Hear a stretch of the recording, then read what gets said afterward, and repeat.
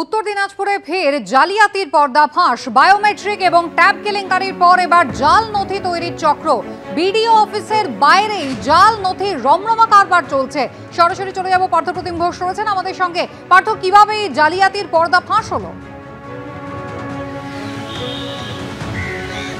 দেখো, উত্তর দিনাজপুরের চোপড়ায় এর আগেও কিন্তু একাধিকবার দেখা গেছিল যে এইরকম যে জালিয়াতি, সেই জালিয়াতি চক্র সামনে আসছিল এবং সেটা কখনো বায়োমেট্রিক বা কখনো ট্যাব, তুমি যে বিষয়টা বললে, এবারে কিন্তু একেবারে সামনে এসেছে সেটা হচ্ছে খোদ বিডিও অফিস, যেখানে বিডিও অফিসের ঠিক বাইরে এরকম প্রায় 3টি দোকানে পুলিশ গত সোমবার দিনকে রেইড করে এবং সেখান থেকে কিন্তু বিভিন্ন নথিপত্র যেমন বাজেয়াপ্ত হয়েছে, দোকানের 4 জন মালিক তাদেরকে গ্রেপ্তার করা হয়েছে এবং সেখান থেকে কম্পিউটার হার্ড ডিস্ক বাজেয়াপ্ত করা হয়েছে।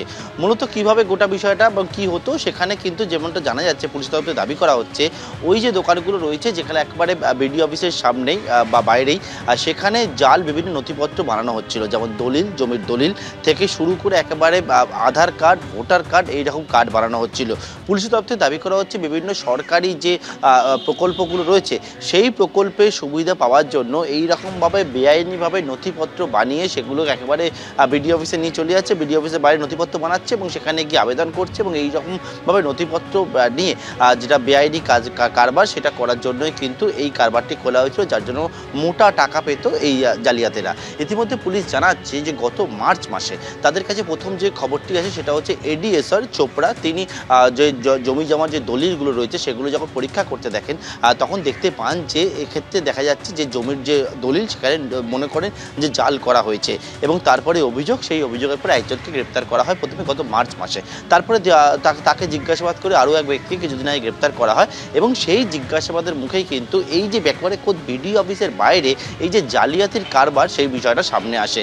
ইতিমধ্যে ইসলামপুর পুলিশ ডিস্ট্রিক্টের একজন অ্যাডিশনাল এসপি, তার নেতৃত্বে গত সোমবার দিনকে এই রেইড হয় এবং রেইড করার পর মোট 4 জনকে গ্রেপ্তার করা হয়েছে এবং কালকে তাদেরকে আদালতে পেশ করে নিজেদের হেফাজতে নিয়েছে পুলিশ। তবে এখন সবথেকে বড় যেটা চিন্তার বিষয় সেটা হচ্ছে এরকমভাবে জাল ভোটার কার্ড, আধার কার্ড যেটা বানিয়ে ফেলা হচ্ছে, এক্ষেত্রে যারা অনুপ্রবেশকারীরা তারাও কি এই সুবিধাটা নিচ্ছে? পুলিশ জানিয়েছে সেই সমস্ত বিষয়টা খতিয়ে দেখা হচ্ছে, কারণ এর আগে একাধিক বুড়ি যে অভিযোগগুলো এসেছে, জাল পাসপোর্ট বানানো থেকে শুরু করে একবারে অনুপ্রবেশকারীরা আসছেন, কয়েক হাজার টাকা দিয়েও দেখতে পেয়েছিল কালীঘাটের ঘটনা কয়েকদিন আগে, এইরকমভাবে নথিপত্র বানিয়ে নিচ্ছে। সেই জায়গায় একবারে খোদ বিডিও অফিসের নাকের ডগা, অফিসের বাইরে যেরকমভাবে এই জালিয়াতির কারবারটা চলছিল সেটা নিয়ে পুলিশের কপালে যথেষ্ট চিন্তার ভাঁজ ফেলেছে।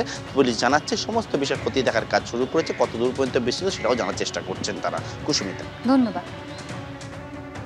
মুর্শিদাবাদের বেলডাঙ্গায় বেআইনি সিম কার্ডের রমরমা কারবার। উদ্ধার হয়েছে বিভিন্ন সংস্থার 1183টি অবৈধ সিম কার্ড। হোসেন মল্লিক এবং মোমেন মল্লিক নামে দুজনকে বেলডাঙ্গা থানার পুলিশ গ্রেফতার করেছে।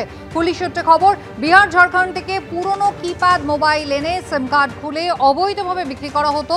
এই সিম কার্ডগুলি কাদের হাতে পৌঁছচ্ছে, কিভাবে কাজে লাগানো হচ্ছে, খতিয়ে দেখছে পুলিশ।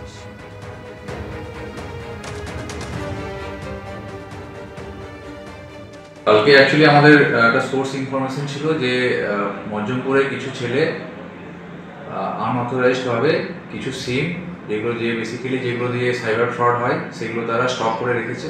সেই মতো আমাদের যেটা পিসি অফিসার, ওনার টিম নিয়ে মজ্জমপুরে রেড করে দুজনকে অ্যারেস্ট করা হয় এবং তাদের কাছ থেকে প্রায় 1000-এর কাছাকাছি সিম উদ্ধার হয়েছে।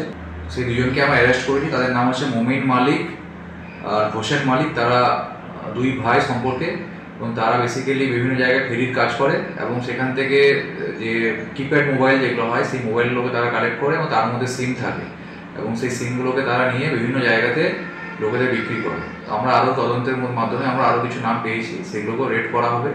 আজকে তাদেরকে কোর্টে ফরওয়ার্ড করা হয়েছে 7 দিনের পিসির জন্য। তাদেরকে পিসিতে রিমান্ডে নিয়ে এসে আমরা বাকি যা ইনভেস্টিগেশন যেগুলো করার সেগুলো আমরা কমপ্লিট করব।